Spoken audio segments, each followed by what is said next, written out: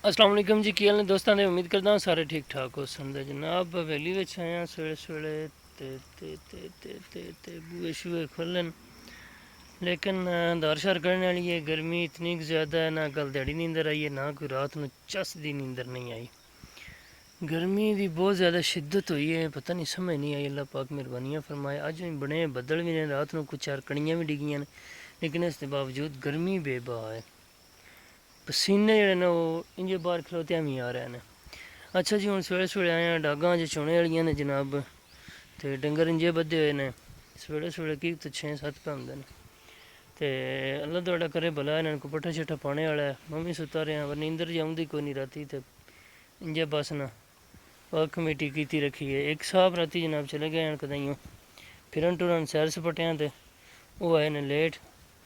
उन्हों की जनाब पिछे टुरद्या डोडन डाडन बस आप गए कि ने अगों पता लग्या साहब स्नोकर खेडन गए आन। मुंजी भी सारी को नहीं लगी है। वेखो ना कल जनाब मुंजी शंजी लाते रहे हैं, सारी को नहीं लगी। सिर्फ ये भी रह गई है सेक की वजह तो, गर्मी की वजह तो।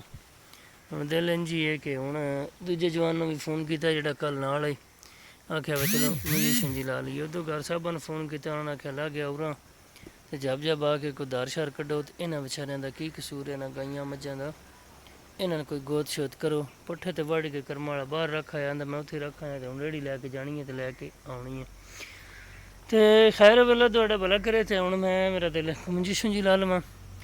गर्मी की शिद्दत कुछ इलाकों में बारिश भी दसी, ना साढ़े च भी दसी, ना बारिश तो 2-4 कणियां डिगियां, लेकिन उन्होंने कणियां का इतना की मामलात होए ने कि सेक जोड़ा है वह उंज ही है। सेक में कोई फर्क नहीं पिया, कोई कंप्रोमाइज़ नहीं होया।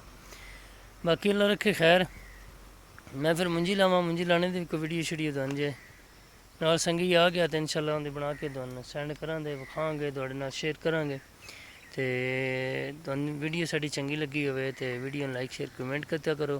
चैनल को कर दो सबसक्राइब, ताकि आने वाली वीडियो जड़ियां तुहाडे तक आसानी अपड़ सकन। गल्लां बातां इन्नियां की हुंदियां ने, उंज फिर हो सके जो कोई दिल लम्मा तरीका पाई रखिए वो एक वक्खरी गल है।